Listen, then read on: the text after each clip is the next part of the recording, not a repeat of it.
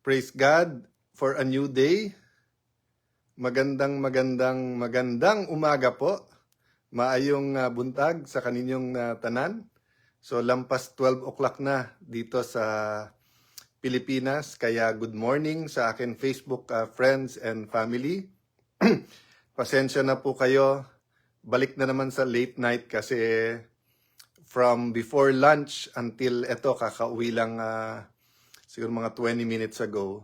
Sunod-sunod na mga consultation, meetings, briefing, trying to get a sense of where we are, saan pupunta yung ating bansa, ano yung mga best case, ano yung mga worst case scenario, ano yung rumors, ano yung totoo.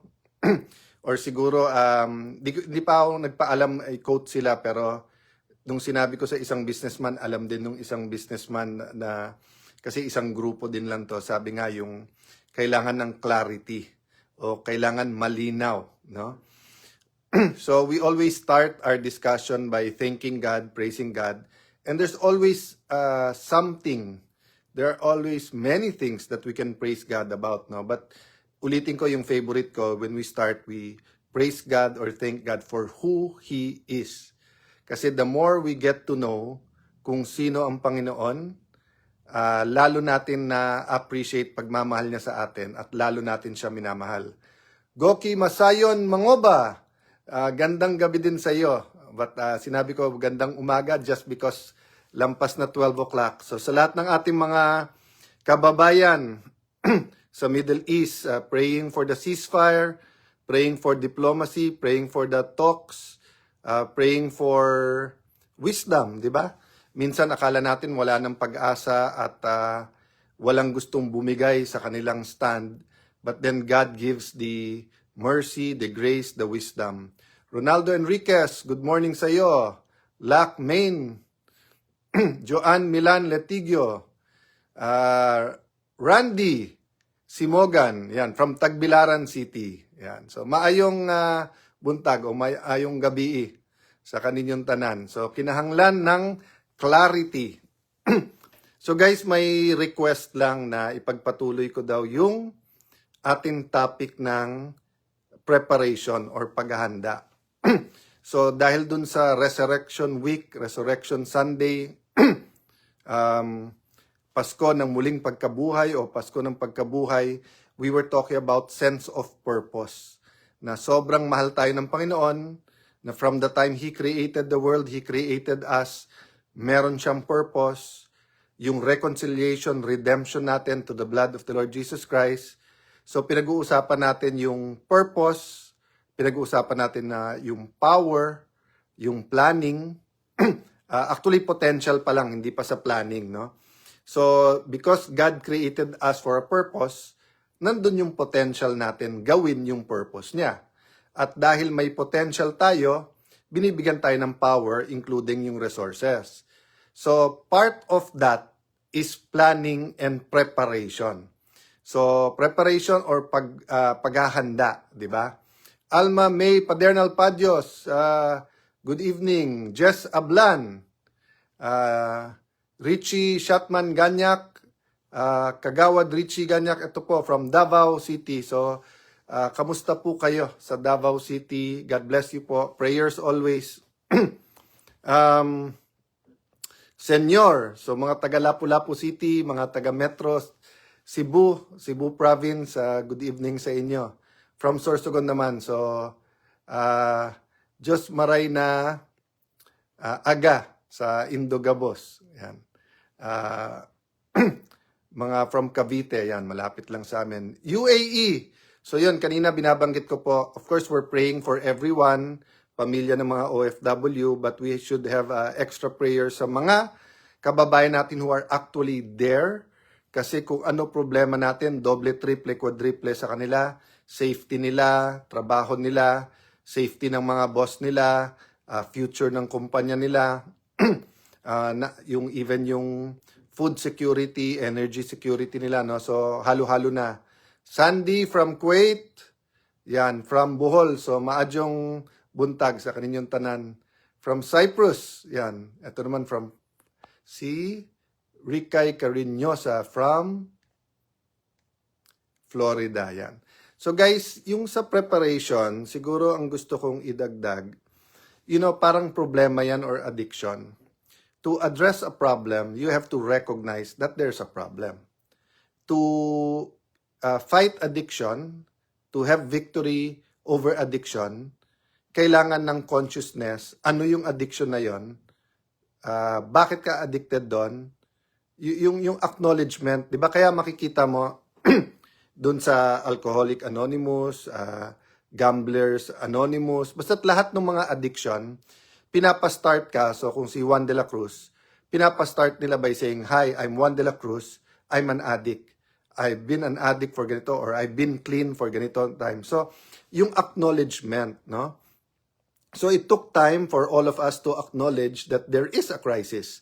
But actually from February 28, kung hindi man may crisis na, yung potential for a crisis nandun because napaka-sensitive talaga nung area dun sa Middle East. So whether or not Iran took that strategy, di ba, na parang pag nag-suffer kami, suffer tayong lahat at may iba kaming weapon, di ba? Alam natin na kung hindi man crisis, yung potential for crisis. That's why maraming bansa nag-create ng separate crisis committee aside from the cabinet and whether it's a prime minister, whether it's a monarch, or whether it's a president. Kasi nga, you have to continue governing, but you also have to have your contingency plans and the actual reaction, no? Yung reaction, whether relief yan or whether on-the-spot reforms, di ba? So, napaka-importante po nung assessment, di ba? So, kailangan mo, tignan muna, ano ba nangyayari? Ano ba ang facts? Kumbaga, state of the nation, di ba? Ano bang state of the nation right now? February 28, March 1, o April 11. Kasi from there, yung reaction ay mas magaguide mo. Yung preparation mo, mas magaguide mo. So yung, halimbawa, di ba, what's the situation ngayon? Ang situation ngayon, ang sistema, every Monday, kung ano yung presyo ng gasolina, tapos Tuesday, palit. Pero gaano kadami pa ba tayong gasolina? 60 days.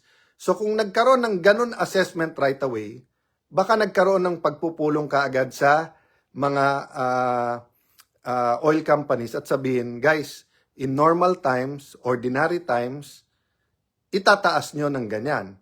Pero ngayon, extraordinary at sobrang itataas niyan, pag tinaas mo yan ng ganyang kabilis, apektado kaagad yung ekonomiya natin. Domino effect yan. From the tricycle drivers, jeepney drivers, mga nasa Grab, lahat yan, apektado. Mga riders natin, mga LGUs na karamihan ng sasakyan ay gasolina, etc. No?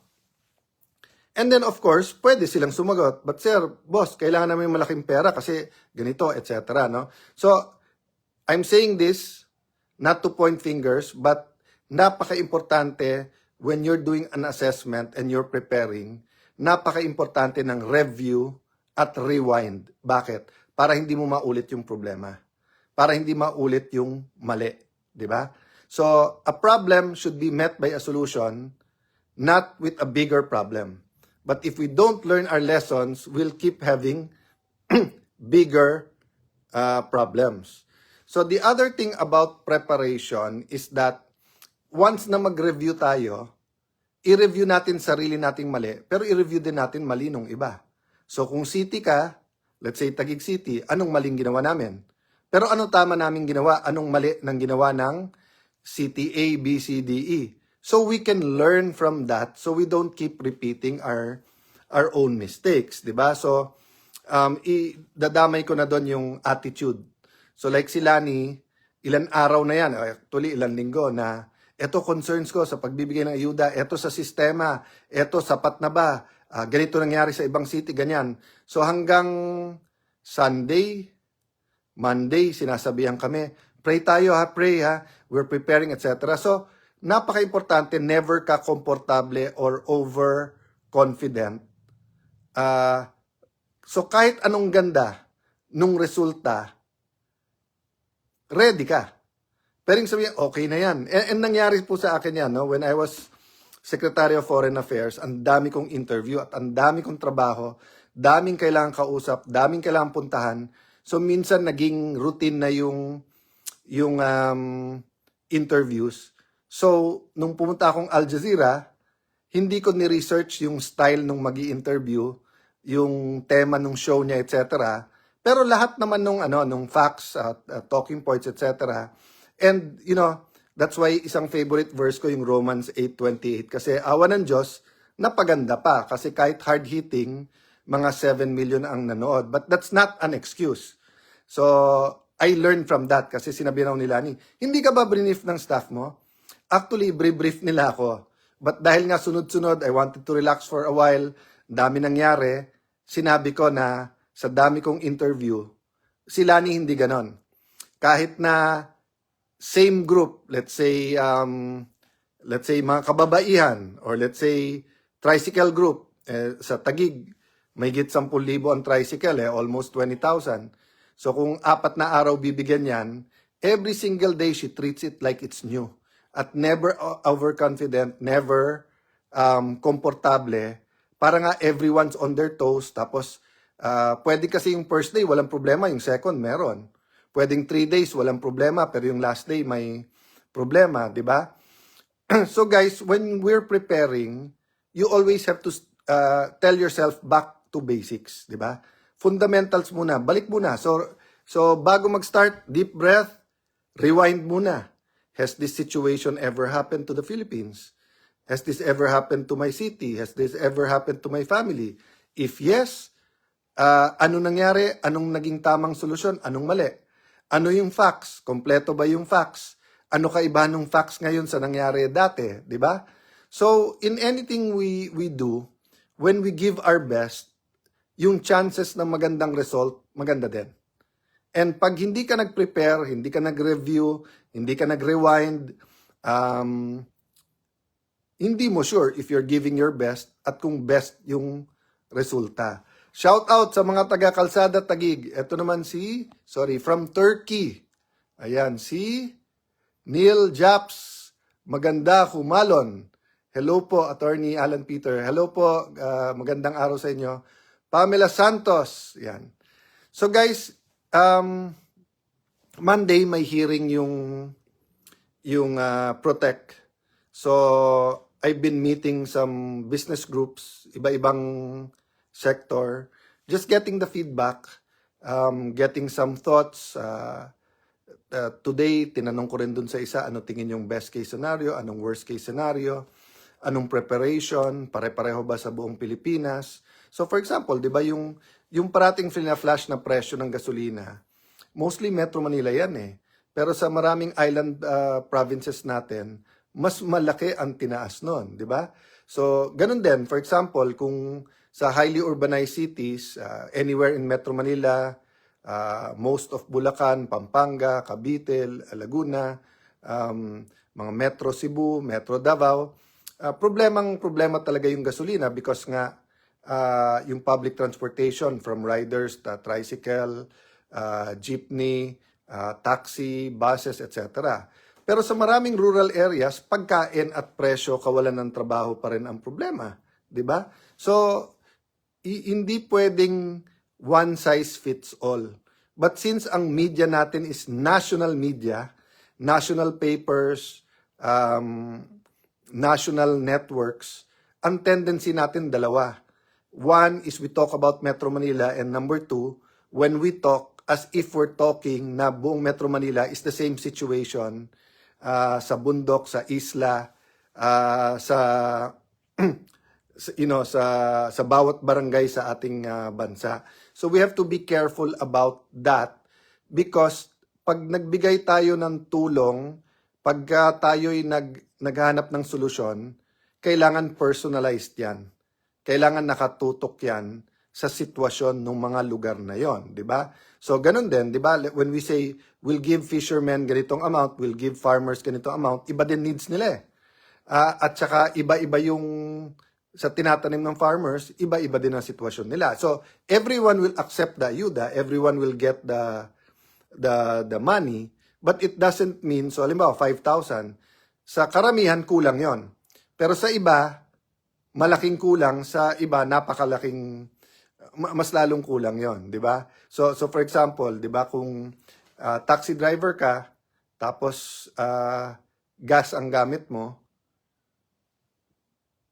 kulang yung 5,000. Pero kung jeepney driver ka, diesel yung sasakyan mo, so magkaiba sila ng sitwasyon. So napaka-importante pagka yung magpre-prepare ka, whether it's a family problem, a community problem, PTA problem, problem sa ekonomiya, kumpleto yung facts, tapos talagang naka-personalize or specific at targeted, no?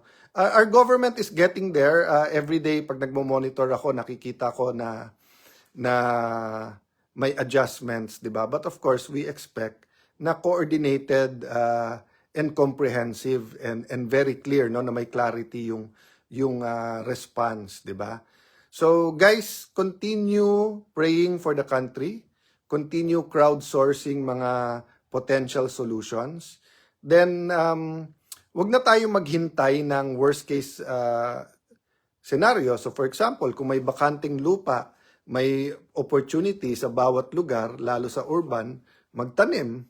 'Di ba? Yung urban farming, dinidiscuss namin kanina yon, can really help our food security and to save money during this time. Kung mag-online classes na naman, marami wala namang internet or masama ang internet or walang gadget. So yung pag-prepare ng tutorial, lalo kung let's say college ka, high school pa kapatid mo, or high school ka, elementary pa ang kapatid mo, yung mga tutorial napaka-importante para hindi tayo maiwan. So many things to discuss, to say. I'll find a better hour tomorrow, but I'd like to thank everyone for your support, for your prayers. Nandun ang criticism. Sa democracy, importante yon. Try to keep it creative. Sometimes we have to get mad para mapansin, but napaka-importante na may sober voices parate. Whether yan ay media, whether yan ay Congress, yan ay nasa barangay, yan nasa executive department, no? But napaka-importante ang basis parate natin, truth, di ba? Garbage in is garbage out eh. So kung mali facts natin, mali din ang conclusion natin. Kung mali ang mga figures natin, let's say, sa pagbibigay ng ayuda, hindi mabibigyan lahat or hindi magiging effective, no? So, pray nga for these specific points so that we will always be much more prepared and we can plan better. That way, we can leverage and have a better response sa lahat ng problema ng ating bansa. God bless you guys. Have a good sleep. Thank you very much.